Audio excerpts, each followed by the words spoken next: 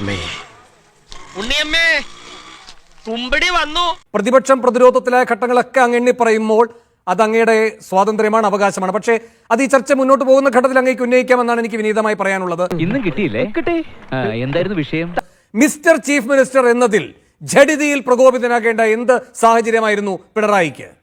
അത് ഉത്തരം പറ.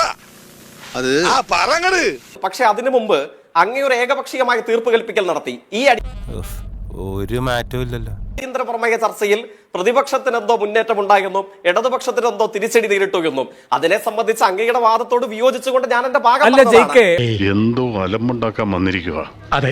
സാധാരണഗതിയിൽ ഈ പറയുന്ന ഈ ലഹരി അല്ലെങ്കിൽ ഈ പറയുന്ന യുവാക്കളുടെ അക്രമവാസന തുടങ്ങിയിട്ടുള്ള കാര്യങ്ങളിൽ ഈ പ്രതിപക്ഷ നേതാവിന്റെ തന്നെ വാക്ക് കടമെടുത്താൽ കൈകൊടുത്ത് പ്രമേയവും പാസാക്കി പിരിയുന്ന ചട്ടപ്പടി നടപടിയുണ്ടല്ലോ, അതാകാം നിങ്ങളിന്ന് പ്രതീക്ഷിച്ചത്. ആ കുടമാണ് ചെന്നിത്തല ഉടച്ചത്. എങ്ങനെ? ആക്രമണോന്മുഖമായി, അതും പിണറായിയിലേക്ക് തന്നെ അതിന്റെ കുന്തമുന തിരിച്ചുകൊണ്ടായിരുന്നു. അതൊരു രാഷ്ട്രീയ നീക്കമാണ്. അത് മാധ്യമങ്ങളുടെ ശ്രദ്ധയിൽ വരും. അതുമായി ബന്ധപ്പെട്ട ഗൗരവമായ വിലയിരുത്തലുകളും സ്വാഭാവികമാണ്. അതിനോടുള്ള അങ്ങയുടെ പ്രതികരണമാണ് ചോദ്യം. തീർച്ചയായിട്ടും മുഖ്യമന്ത്രിക്കെതിരെയുള്ള ഏത് ആക്രമണവും മാധ്യമങ്ങളുടെ ശ്രദ്ധയിൽ വരുന്നതിനോട് എനിക്കൊരു വിയോജിപ്പുമില്ല. പക്ഷേ ആ കാഴ്ച ഏകപക്ഷീയമായി മാറില്ല. തിരികെ പ്രതിപക്ഷ നേതാവിനോടും അവതാരകരായ മുൻ പ്രതിപക്ഷ നേതാവിനോടുമുള്ള അക്കമിട്ടുള്ള ചോദ്യങ്ങൾക്ക് മുമ്പിൽ മറുപടി പറയാനാകാതെ വെള്ളം കുടിച്ച കേരളത്തിന്റെ പ്രതിപക്ഷത്തെ സഭാ TV കണ്ടിട്ടുള്ള കേരളത്തിലെ ജനങ്ങൾ കണ്ടിട്ടുണ്ട്. നാശത്തിലേക്കാ നിങ്ങൾ പോകുന്നത്. അത് ഞങ്ങൾ അങ്ങ് സഹിച്ചു. അത് അങ്ങയുടെ പ്രതികരണത്തിലുണ്ടായില്ല. അതുകൊണ്ട് എനിക്ക് സൂചിപ്പിക്കേണ്ടതായി വന്നു. അരാഷ്ട്രീയമായി ആഗോള തലത്തിൽ ഈ വിഷയം ചർച്ച ചെയ്യുക ഇതൊരു നടക്കി പോണ ലക്ഷണില്ല എന്ന മോഹന സ്വപ്നവുമായി വന്നിരുന്നു പിണറായി. അല്ലെന്ന് UN-ന്റെ ഒക്കെ ഇടപെടലും അതുമായി ബന്ധപ്പെട്ട കണക്കുകളും ഒക്കെ വെച്ചുകൊണ്ടാണ് കാര്യങ്ങൾ അവതരിപ്പിച്ചത്. പറഞ്ഞിട്ടില്ല എന്ന് മാത്രമല്ല, ഒരു കമ്മ്യൂണിസ്റ്റുകാരൻ പറയേണ്ട വാചകമാണോ ഇത്? രാഷ്ട്രീയമായി ഈ വിഷയങ്ങളെ കൈകാര്യം ചെയ്യുകയല്ല വേണ്ടത് എന്ന് ഞാൻ അദ്ദേഹത്തിന്റെ വാക്കുകൾ അങ്ങനെ തന്നെ പറയാം. സഭാ TV ശ്രദ്ധയോടെ കണ്ടുകൊണ്ട് എഴുതിയെടുത്തതാണ് കേട്ടോ. നാം കാണേണ്ടത് ഇതൊരു കേവലമായ ക്രമസമാധാന പ്രശ്നം മാത്രമല്ല. എന്ന് വെച്ചാൽ ഞാനങ്ങ് രക്ഷപ്പെട്ടല്ലോ അല്ലേ? ക്രമസമാധാന പ്രശ്നമില്ലാതാക്കി കഴിഞ്ഞാൽ പിന്നെ അങ്ങനെ ഒരു വകുപ്പും അതിന്റെ ചുമതലക്കാരനുമൊക്കെ ആ ഉത്തരവാദിത്തത്തിൽ നൊഴിയാമല്ലോ.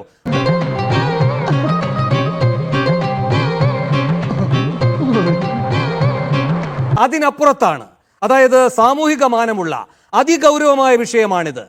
അപ്പോൾ ഏതെങ്കിലും തരത്തിലുള്ള ഒരു വ്യക്തിനിഷ്ഠമായ തലത്തിലേക്കോ എന്ന് വെച്ചാൽ എന്നിലേക്ക് വരരുത്, ഒരു കയ്യബദ്ധം നാറ്റുകരുത്. വ്യക്തിനിഷ്ഠമായ തലത്തിലേക്കോ രാഷ്ട്രീയ തലത്തിലേക്കോ ഇതിനെ ചുരുക്കി കാണാൻ പാടില്ല. ഇങ്ങനെയാണോ ഒരു കമ്മ്യൂണിസ്റ്റ് മുഖ്യമന്ത്രി പ്രതികരിക്കേണ്ടത്? ഞാനൊന്നും പറഞ്ഞിട്ടില്ല. മുതലാളി ഒരു പ്രാവശ്യം പറഞ്ഞിട്ടുണ്ട് ബോട്ടിൽ വെച്ചേ. മുതലാളി മറന്നുപോയതാ. അവനവന് നേർക്ക് വരുമ്പോ എന്തിനാണ് ഇത്ര വലിയ പ്രതിരോധം തീർക്കാനുള്ള അതിസാഹസം കാട്ടിയത്? എന്റെ പൊന്നുവായി എന്നെ കുഴപ്പിക്കരുത്. അങ്ങനെ വരുമ്പോ ഈ കാര്യത്തിലൊന്നും ഒരു കുറ്റകരമായ പങ്കുമില്ല എന്ന് എല്ലാവരും അങ്ങ് തീർപ്പാക്കുമെന്ന് കരുതിയോ? അതാണ് ഈ മിസ്റ്റർ ചീഫ് മിനിസ്റ്റർ എന്ന വിളി ഇത്രയും അദ്ദേഹത്തെ നോവിച്ചിട്ടുണ്ടാവുക. ആണോ? ഇതൊക്കെ അങ്ങയുടെ വ്യാഖ്യാനം മാത്രമാണ്. ഞാൻ ആവർത്തിച്ചു പറഞ്ഞു, ഈ ചീഫ് മിനിസ്റ്റർ എന്ന വിളി അദ്ദേഹത്തിനെ സംബന്ധിച്ച് മര്യാദാപൂർവ്വമുള്ള പ്രതിപക്ഷത്തിന്റെ ഒരു പ്രതികരണമാണ്. എന്നിട്ട് കാരണം കേരളത്തിന്റെ മുഖ്യമന്ത്രിയെ അങ്ങനെ ആയിരുന്നില്ല KPCC പ്രസിഡന്റ് ഉൾപ്പെടെയുള്ള സംഘങ്ങൾ വിശേഷിപ്പിച്ചിട്ടുണ്ടായിരുന്നത്.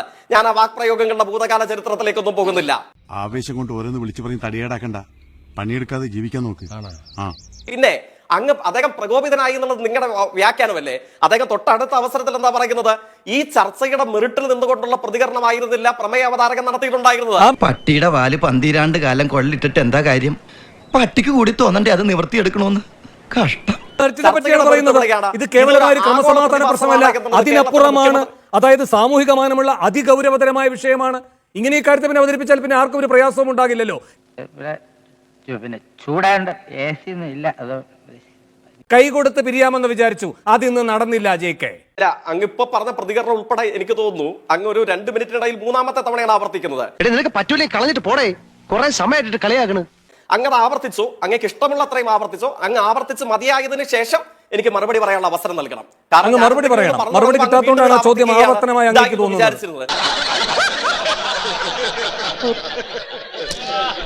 അങ്ങയുടെ വ്യാഖ്യാനമല്ലേ? ഞാൻ എണ്ണം പറഞ്ഞ തന്നെയല്ലേ ഒരു മുഖ്യമന്ത്രി അല്ലല്ലോ, ഒരു സെക്കൻഡ് ഞാൻ ആവർത്തിക്കല്ല, ഞാൻ മറ്റൊരു വശവും കൂടെ പറയാം. ഒരു മുഖ്യമന്ത്രി പറയുകയാണ്, ഒരു ദൈവമേ, ഇത് രണ്ട് കക്ഷികൾക്കും ചേർത്ത് ഒറ്റ വിധിയാണെന്നാണ് തോന്നുന്നത്. അടിയന്തര പ്രമേയവുമായി ബന്ധപ്പെട്ട് അത് എങ്ങനെ അവതരിപ്പിക്കണം, ആരെ പ്രതിക്കൂട്ടിൽ നിർത്തണം, ആരെ പ്രതിക്കൂട്ടിൽ നിർത്തിക്കൂടാ, അതിന്റെ ദിശ എങ്ങനെ പോകണം, എന്നാ പിന്നെ അദ്ദേഹം തന്നെ അങ്ങ് അവതരിപ്പിച്ചാൽ പോരായിരുന്നോ? അങ്ങനെയല്ലല്ലോ വേണ്ടത്. അപ്പൊ അവിടെയാണ് വ്യത്യസ്തമായ ഒരു സമീപനം മുൻ പ്രതിപക്ഷ നേതാവിന്റെ ഭാഗത്തുനിന്നുണ്ടായത്. അപ്പൊ മുഖ്യമന്ത്രി എന്താണ് പറഞ്ഞത്? അവിടെ അദ്ദേഹത്തെ അധിക്ഷേപിക്കുന്ന രൂപത്തിൽ മറുപടി പറയുക. എങ്ങനെയാണത്? 2016 മുതൽ 2021 വരെ ഞാൻ കേട്ടല്ലോ. ഇങ്ങനെ പോയാൽ സംഗതി കുഴയും. അതിന്റെ സൂചന എന്താ? ഇപ്പൊ അവിടെ ഇപ്പൊ പ്രതിപക്ഷ നേതാവല്ല. അപ്പോ അംഗീകൃത പ്രതിപക്ഷ നേതാവിനെ അംഗീകരിക്കും, അല്ലാത്തതിനെ അംഗീകരിക്കില്ല. അതിപ്പോ ഓരോ കീഴ്വഴക്കങ്ങളാവുമ്പോ അംഗീകൃത സമരങ്ങളെ മാത്രമേ അംഗീകരിക്കൂ, അല്ലാത്തതിനെ അംഗീകരിക്കില്ല. ഇങ്ങനെ എല്ലായ്പ്പോഴും നിങ്ങളുടെ തീട്ടൂരം വാങ്ങിക്കൊണ്ട് വേണം ഈ കാര്യങ്ങൾ ചെയ്യാനെങ്കിൽ അതിന് നിന്നുകൊടുക്കാനില്ല എന്നാണ് പിണറായി ഇകഴ്ത്തിയ ചെന്നിത്തലയും പിണറായി പുകഴ്ത്തിയ സതീശനും ഒറ്റക്കെട്ടായി നിന്ന് അവിടെ പറഞ്ഞത്. നീ അങ്ങേക്ക് വേറെ എന്തെങ്കിലും ഉപചോദ്യമോ ചോദ്യം ഉണ്ടെങ്കിൽ അതുകൂടെ ചോദിച്ചു. അല്ല, ഞാനൊന്ന് മാറി പിടിച്ചതാ. അങ്ങ് പറഞ്ഞു ഞാൻ ഒരേ കാര്യം ആവർത്തിക്കുകയാണെന്ന്. അതിൽ മറുപടി കിട്ടാത്തതുകൊണ്ട് ഞാൻ കുറച്ചുകൂടെ വിശദമായി അതിന്റെ രാഷ്ട്രീയ വശം പറഞ്ഞു. അങ്ങ് മറുപടി പറയൂ.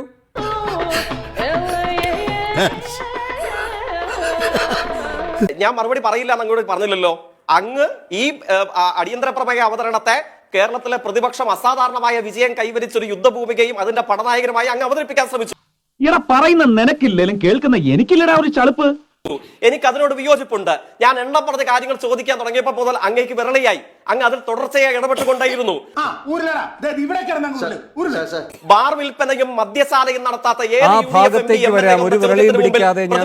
മറുപടി എന്റെ ശബ്ദത്തിൽ നമുക്ക് ആ ഭാഗത്തേക്ക് വരാം. അതിനു മുൻപ് ഈ കാര്യങ്ങളിലൊന്ന് മറുപടി പറയാമോ? അപ്പോ അങ്ങ് ചില കാര്യങ്ങൾ തീർപ്പ് കൽപ്പിക്കും. അത് അങ്ങേക്ക് സൗകര്യമുള്ള സമയത്ത് മാത്രമേ ഞാൻ മറുപടി പറയാൻ പറ്റത്തുള്ളൂ. ആഞ്ജനേയ സ്വാമി, അങ്ങ് ഏറ്റവും ഒടുവിൽ പറഞ്ഞ കാര്യത്തിൽ മര്യാദയുള്ള മാധ്യമ ഞാൻ ഇവന്റെ രണ്ടെണ്ണം വാങ്ങിച്ചിട്ടേ പോവുള്ളൂ. അല്ല, അത്തരമൊരു തോന്നലാണ് അങ്ങേക്ക് എന്റെ ഇടപെടലിലൂടെ ഉണ്ടായതെങ്കിൽ ഞാൻ പിൻവാങ്ങുന്നു. അങ്ങേക്ക് മറുപടി പറയാം. ഉളുപ്പുണ്ടടാ ചക്കണക്ക്. ആയിരക്കണക്കിന് കഥകൾ ഇതിനെ സംബന്ധിച്ച് ഏതെങ്കിലും ഒരു കാര്യത്തിൽ പുലബന്ധമുള്ളതാണോ? ഏതെങ്കിലും ഒരു ഈ വാർത്ത വസ്തുതയുമായി ചേർന്ന് നിൽക്കുന്നതാണോ? അല്ലല്ലോ, കവി തല്ലു വാങ്ങിയിട്ടേ പോകുന്ന തോന്നുന്നത്.